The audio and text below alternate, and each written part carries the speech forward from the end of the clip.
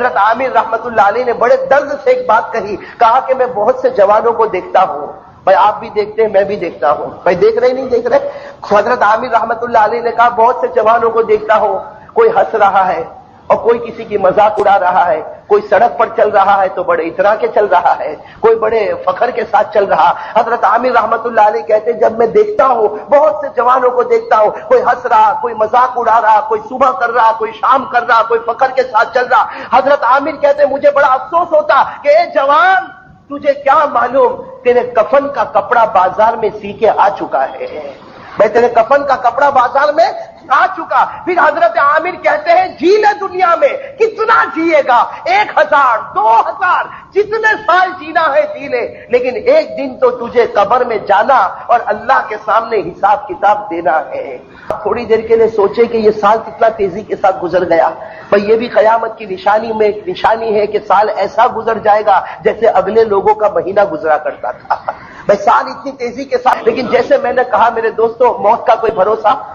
بھائی موت کا کوئی بھروسہ نہیں۔ آپ تھوڑی دیر کے لیے سوچو کتنے ہمارے بھائی، ہم لوگ آپس میں باتیں بھی کرتے، آپ نے دیکھا ہوگا کتنی مرتبہ ہم لوگ آپس میں باتیں کرتے، ارے وہ ہمارے بھائی کا انتقال ہو گیا، وہ ہمارے ساتھ کھاتا تھا، پیتا تھا، اٹھتا تھا، بیٹھتا تھا، ہنستا تھا، باتیں کرتا تھا، لیکن میرے دوستو آج وہ حال ہے کہ نہ ان کو ہمارا حال معلوم نہ ہم کو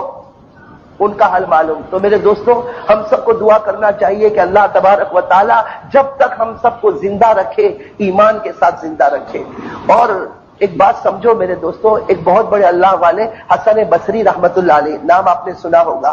کیا نام ہے؟ حضرت حسن بصری رحمت اللہ علیہ، وہ کہتے ہیں کہ مجھے تعجب ہوتا ہے کہ لوگ مرنے والے پر بہت روتے ہیں، میں ہوتا نہیں ہوتا، ہم لوگ مرنے والے پر بہت روتے ہیں، اگر ہمارے گھر میں ابھی کسی کا انتقال ہو جائے تو سب کے سب رونا شروع کر دیتے۔ حسن بصری رحمت اللہ علیہ فرماتے ہیں کہ مجھے تعجب ہوتا ہے کہ لوگ مرنے والے پر کیوں روتے، ارے مرنے والے نے ملک الموت کا چہرہ دیکھ لیا، مرنے والے کا آخری مرحلہ ختم ہو گیا، مرنے والا اپنے آخری مرحلے کا حساب دے چکا۔ حسن بصری رحمت اللہ علیہ فرماتے ہیں کہ مجھے مرنے والوں پر نہیں، مجھے تو زندہ انسانوں پر رونا آتا کہ کبھی تو سوچ کہ ملک الموت کا چہرہ دیکھنا باقی ہے،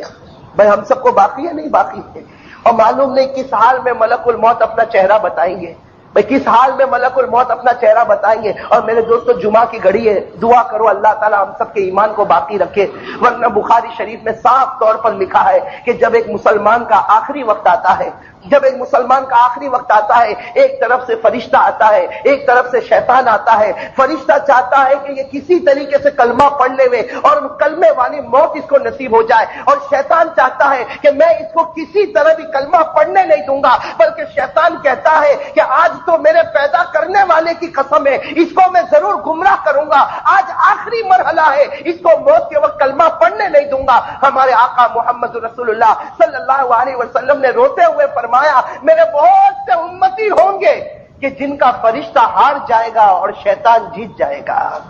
جن کا فرشتہ ہار جائے گا اور شیطان جیت جائے گا۔ صحابہ کرام نے پوچھا اللہ کے رسول وہ کون سے امتی ہوں گے، وہ کون سے امتی ہوں گے؟ تو کیا فرمایا میرے وہ امتی ہوں گے جن کے گناہ زیادہ ہوں گے تو شیطان آگے بڑھ جائے گا، نیکیاں کم ہوگی تو فرشتہ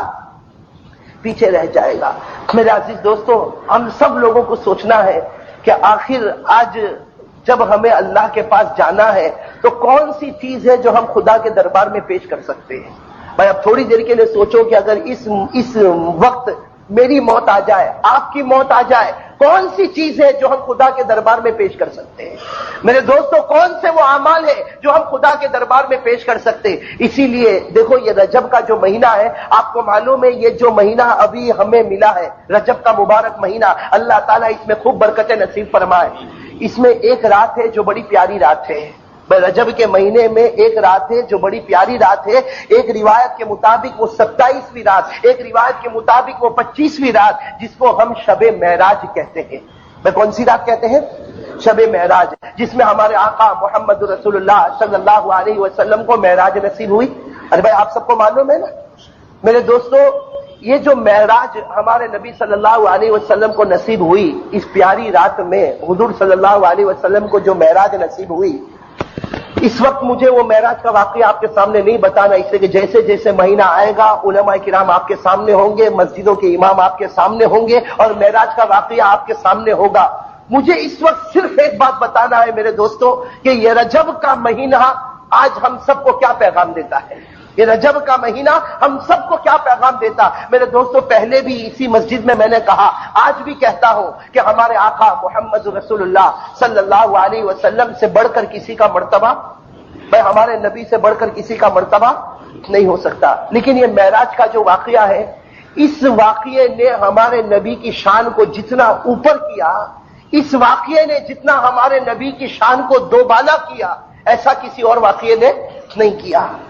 صرف ہم معراج کی شروعات کو دیکھیں, بھائی وہ پورا واقعہ تو کافی لمبا چوڑا ہے, لیکن صرف ہم شروعات کو دیکھیں تو آپ کی عقل حیران ہو جائے گی کہ آخر ہمارے آقا محمد رسول اللہ صلی اللہ علیہ وسلم کا مرتبہ کتنا اونچا. بھائی آپ کو تاریخ آپ نے پڑھی ہوگی, آپ کو معلوم ہوگا کہ ہمارے آقا محمد رسول اللہ صلی اللہ علیہ وسلم مکہ مکرمہ میں اپنے گھر میں آرام کر رہے تھے نا.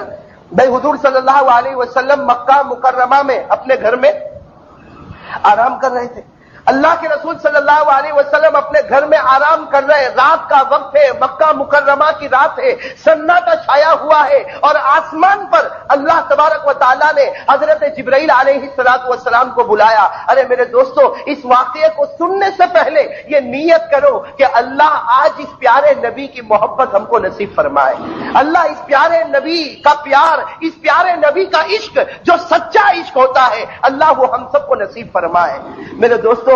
ہمارے جو اللہ والے گزرے ہیں نا, ان کے دلوں میں ہمارے نبی کا پیار بڑا سچا پیار ہوتا تھا. لکھا ہے کہ امام شافعی رحمت اللہ علیہ, نام آپ نے سنا ہوگا نا, امام شافعی رحمت اللہ علیہ خواب دیکھتے ہیں. خواب دیکھتے ہیں کہ اللہ کے رسول صلی اللہ علیہ وسلم سامنے موجود ہے. اب دوستو سوچو وہ خواب بھی کتنا پیارا خواب ہوگا, اور اللہ اپنے پیارے بندوں کو ہی بتاتا ہے جو خواب میں اپنے آقا محمد رسول اللہ صلی اللہ علیہ وسلم کا دیدار کرتے ہیں. اور میرے دوستو جس کو خواب میں نبی آ گئے اس کا درجہ بھی بہت اونچا ہوتا ہے. ہمارے علماء نے لکھا ہے کہ اگر کسی نے اپنی آنکھوں سے, بھائی کسی نے اپنی آنکھوں سے ایمان کی حالت میں نبی کو دیکھا وہ صحابی, بھائی جس نے ان آنکھوں سے ایمان کی حالت میں نبی کو دیکھا وہ کیا ہے, صحابی. بھائی حضرت بلال صحابی, حضرت ابو بکر صحابی, حضرت عمر صحابی. کیوں؟ اس لیے کہ انہوں نے اپنی ان آنکھوں سے ایمان کی حالت میں جناب نبی کریم صلی اللہ علیہ وسلم کا دیدار کیا. لیکن ہمارے علماء نے لکھا کہ اب تو ہمارے نبی کا انتقال ہو گیا, ان آنکھوں سے تو کوئی دیکھ نہیں سکتا, لیکن خواب میں اگر آنکھوں کو بند کر کے اس نے جناب نبی کریم صلی اللہ علیہ وسلم کو دیکھا, ہمارے بہت سے علماء نے لکھا کہ حقیقت میں تو صحابی نہیں بنے گا, لیکن اللہ کی شان سے کیا بعید ہے کہ کل قیامت میں اللہ صحابہ کے ساتھ اس کو بھی کھڑا کر دے وے, اللہ اس کو بھی کھڑا کر دے وے. اور ایک بات یاد رکھنا, اگر کسی نے خواب میں نبی کو دیکھا تو یقیناً نبی کو دیکھا, اس لیے کہ شیطان سب کی صورت بنا کے خواب میں آ سکتا, لیکن ہمارے نبی کی صورت بنانا اللہ نے اس پر حرام کر دیا ہے. ہمارے نبی کی صورت شیطان بنا نہیں سکتا. جناب نبی کریم صلی اللہ علیہ وسلم نے خود فرمایا, بھائی بخاری شریف کی روایت, اللہ کے رسول صلی اللہ علیہ وسلم نے فرمایا, اللہ کے رسول نے فرمایا, قال رسول اللہ صلی اللہ علیہ وسلم من رآنی فقد رآنی لا يتمثل الشیطان بی. جناب نبی کریم صلی اللہ علیہ وسلم نے فرمایا, جس نے خواب میں مجھے دیکھا, بھائی اللہ تعالیٰ ہم سب کو دکھا دے ہوئے. بھائی اللہ کی ذات سے کیا بعید ہے, بھائی مانگو نا اس کے دربار میں. بھائی اللہ نے ہمارے ولیوں کو بتایا, اللہ ہمیں بھی بتا سکتا. بھائی اللہ تعالیٰ سے مانگنے سے کوئی آدمی کبھی پیچھے نہیں رہتا. اور میں نے کہا نا کہ اگر اس نے خواب میں دیکھ لیا, حقیقت میں تو صحابی نہیں بنا. بھائی سمجھنا, مسئلے کو سمجھنا, حقیقت میں تو صحابی نہیں بنا, لیکن ہمارے اولیاء کرام نے کہا اللہ کی شان سے کیا بعید ہے, کل قیامت میں اللہ اس کو بھی صحابہ کے ساتھ رکھیں گے اور کہیں گے, صحابہ تم نے آنکھوں کو کھول کر نبی کو دیکھا تھا, یہ میرا پیارا امتی جس نے آنکھوں کو بند کر کے نبی کو دیکھا تھا. میرے دوستو یہ بھی تو بڑا پیارا ہے. تو بات کیا چل رہی تھی کہ ایک بہت بڑے امام شافعی رحمت اللہ علیہ خواب میں دیکھتے ہیں جناب نبی کریم صلی اللہ علیہ وسلم کو, دیکھ رہے کہ اللہ کے رسول کے ہاتھ میں ایک مبارک کپڑا ہے. خواب میں دیکھ رہے کہ اللہ کے رسول کے ہاتھ میں ایک مبارک کپڑا ہے, اور اللہ کے رسول صلی اللہ علیہ وسلم وہ کپڑا امام احمد کو دے رہے ہیں. امام شافعی خواب میں دیکھ رہے کہ حضور صلی اللہ علیہ وسلم کے ہاتھ میں مبارک کپڑا ہے, اور وہ کپڑا امام احمد کو دے رہے, اور امام احمد یہ شاگرد ہے اور امام شافعی یہ استاد ہے. نہیں، امام شافعی رحمت اللہ علیہ استاد ہے، تو استاد دیکھ رہے خواب میں کہ اللہ کے رسول صلی اللہ علیہ وسلم کے ہاتھ میں کپڑا، لیکن کپڑا امام شافعی کو نہیں دے رہے، کن کو دے رہے؟ ان کے شاگرد امام احمد ابن حنبل رحمت اللہ علیہ کو وہ کپڑا دے رہے۔ بس رات کو آنکھ کھل گئی، امام شافعی رحمت اللہ علیہ کی آنکھ کھل گئی تو سمجھ گئے کہ بھائی نبی کو خواب میں دیکھا تو نبی ہی ہے، نبی کے علاوہ تو کوئی ہو نہیں۔ اس کا مطلب ہے کہ یقیناً میرے شاگرد امام احمد کو کپڑا ملا ہے، اس کا مطلب ہے کہ یقیناً میرے شاگرد امام احمد کو کپڑا ملا۔ فوراً اپنے ایک شاگرد کو بلایا، بھائی امام شافعی تو بہت بڑے امام تھے، ہارون رشید کے دربار تک ان کی پہنچ تھی۔ امام شافعی رحمت اللہ علیہ نے فوراً اپنے ایک دوسرے شاگرد کو بلایا اور کہا کہ جاؤ میرے فلاں شاگرد کے گھر پر جاؤ، رات کا وقت ہے، کہا میرے فلاں شاگرد کے گھر پر جاؤ جن کا نام امام احمد ہے، جا کر دیکھو کہ وہ کس حال میں ہے، اور جو کپڑا ان کے ہاتھ میں ہو کہو کہ آپ کے استاد وہ کپڑا منگوا رہے ہیں، کہو کہ وہ کپڑا آپ کے استاد منگوا رہے ہیں۔ اب میرے دوستو وہ شاگرد دوڑتے دوڑتے گئے،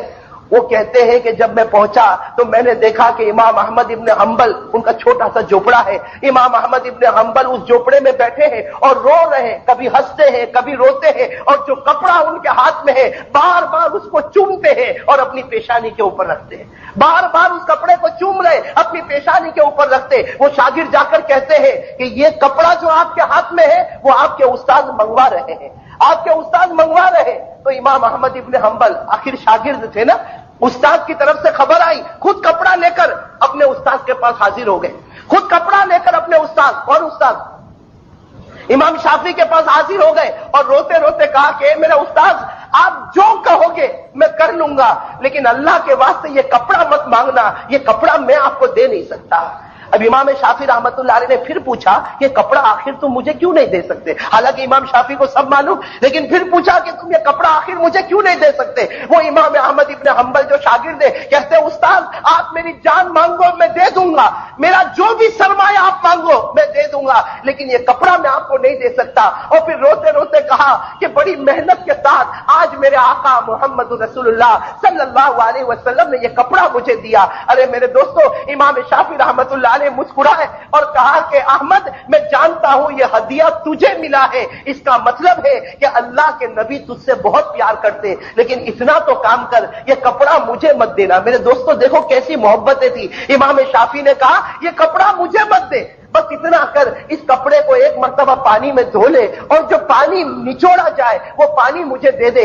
امام احمد ابن حنبل نے اس کپڑے کو نچوڑا، جو پانی نکلا وہ امام شافعی کو دے دیا۔ امام شافعی رحمت اللہ علیہ نے جو استاد تھے انہوں نے اس پانی کو پیا اور پینے کے بعد کہا اب مجھے یقین ہے کہ قبر کا عذاب میرے قریب میں بھی نہیں آئے گا۔